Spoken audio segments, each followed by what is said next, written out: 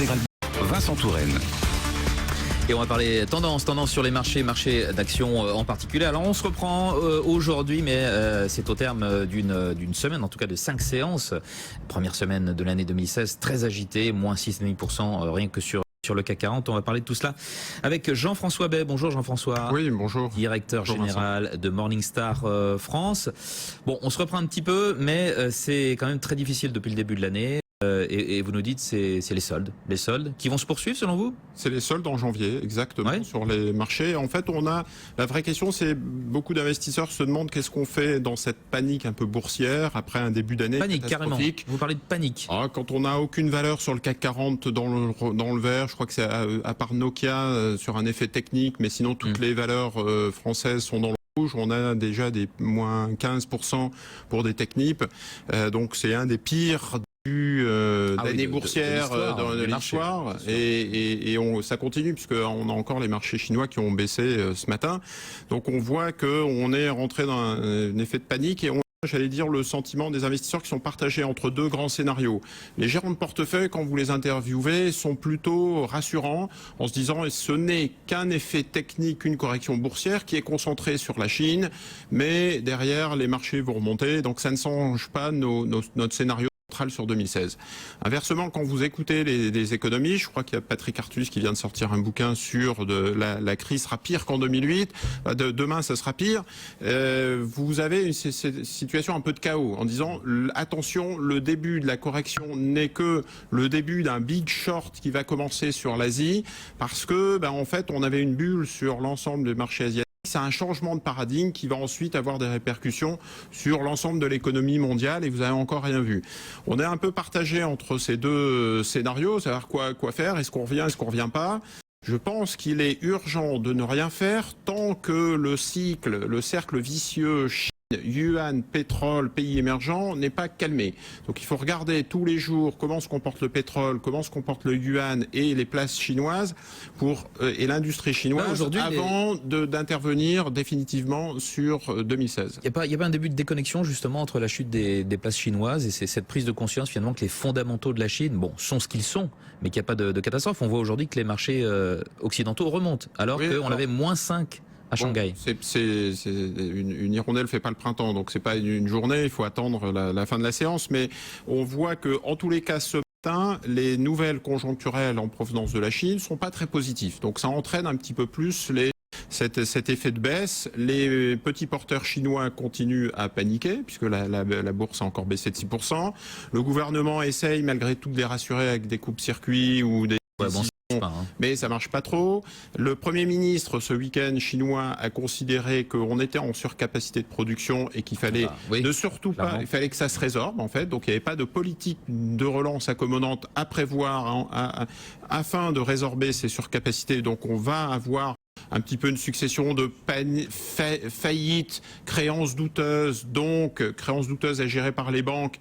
D'ailleurs, j'en veux pour preuve le IBOR, c'est-à-dire le taux interbancaire de Hong Kong, qui est passé à 14%, alors que traditionnellement il était de l'ordre de 2, 3, 4% sur les 2 dernières années. On a vraiment donc une illustration en fait de ce problème interbancaire et donc la situation en Chine continue à rester difficile. Et on voit par ailleurs qu'on a un genre d'effet de domino sur d'autres marchés. On a parlé du pétrole, les matières premières dans leur ensemble, les prix des matières premières dans leur ensemble, cuivre, acier et autres, touchent des points bas tous les jours sur les 14 dernières années. Je crois qu'il faut remonter à 14 ans pour avoir des prix aussi. La Chine, mais le pétrole, c'est un problème de suroffre en fait. La Chine y est pour quelque chose. Parce que la Chine importe plus. Mais c'est surtout donc, la suroffre, ça impacte l'ensemble des pays producteurs. J'en veux pour preuve la Russie ce matin qui touche un point bas. Le marché à Moscou, le Stock Exchange, a encore touché un point bas et le rouble est à la baisse. Et on peut citer égrener beaucoup de pays émergents. Et on a aussi les dernières statistiques en zone euro, c'est le prix, la production industrielle en Allemagne sur le dernier mois qui a baissé de 0,3% et en France de 0,9%. Donc on se dit voilà. Il y a un effet un peu de domino. Lorsque la Chine se refroidit, c'est l'ensemble du monde qui s'enrhume. forcément, la deuxième économie mondiale a des répercussions. On était à 14% de croissance du PIB chinois en 2007. On est aujourd'hui à 6%. Moins de la moitié. Moins de la moitié. Moins de la moitié sur 2016, prévision FMI. Donc forcément, ça a des répercussions sur l'ensemble de l'économie mondiale. Alors il y a ça déjà qui explique une grande partie de la baisse, et puis il y a d'autres risques que vous avez identifiés. On avait fait je dirais la liste un peu des 7 plaies d'Égypte la semaine dernière ensemble en faisant... en expliquant que l'année 2016, le début de l'année 2016 ou peut-être 10 ou je sais pas, le début de l'année 2016 allait mal commencer. En tout cas, nous on avait identifié 7 points majeurs et c'est vrai que ce ralentissement chinois et cette panique boursière chinoise arrive à un moment où on a d'autres risques à gérer sur les marchés. On a parlé ensemble des taux d'intérêt de la Fed, donc la hausse des taux qui représente un risque supplémentaire, la hausse monter le dollar, voilà. Les risques géostratégiques au Moyen-Orient.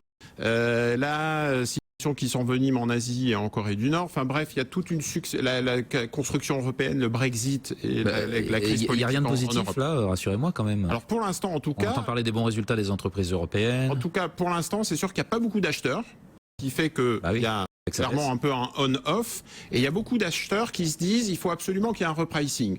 Je ne suis pas sûr que ce soit un chaos et une crise comme on l'a connu en 29 ou en Seconde Guerre mondiale ou en 2008. 2008 parce que le spectre de 2008 commence à être agité. Soros la semaine dernière. Alors lui il dit que c'est à peu près comme 2008. Je pense qu'en 2008, enfin aujourd'hui on a une croissance aux États-Unis qui est assez solide. On a un système bancaire mondial. Parce qu'en 2007, on évite un peu la crise 2007 on était un petit peu en haut de cycle. Et voilà, donc c'est une crise grave, mais en tout cas nous on pense chez Morningstar que c'est pas une crise systémique qui va emporter l'ensemble des places mondiales. Mais toujours est-il que comme c'est une crise grave, il faut faire attention un petit peu à cet effet de domino. Alors dites-nous justement ce que vous recommandez pour 2016.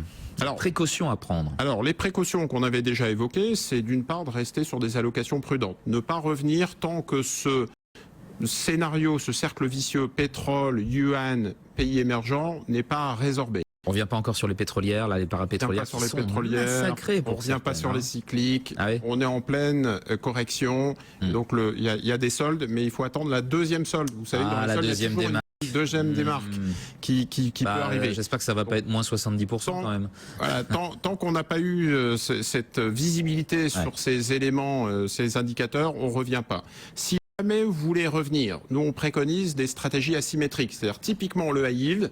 C'est une bonne stratégie pour revenir. Lequel les stratégies high yield, donc les obligations d'entreprise à haut rendement, on va dire, ça vous donne un profil un peu asymétrique. C'est-à-dire que vous avez déjà un marché qui a beaucoup souffert et vous avez certaines protections à la baisse parce que c'est un profil obligataire.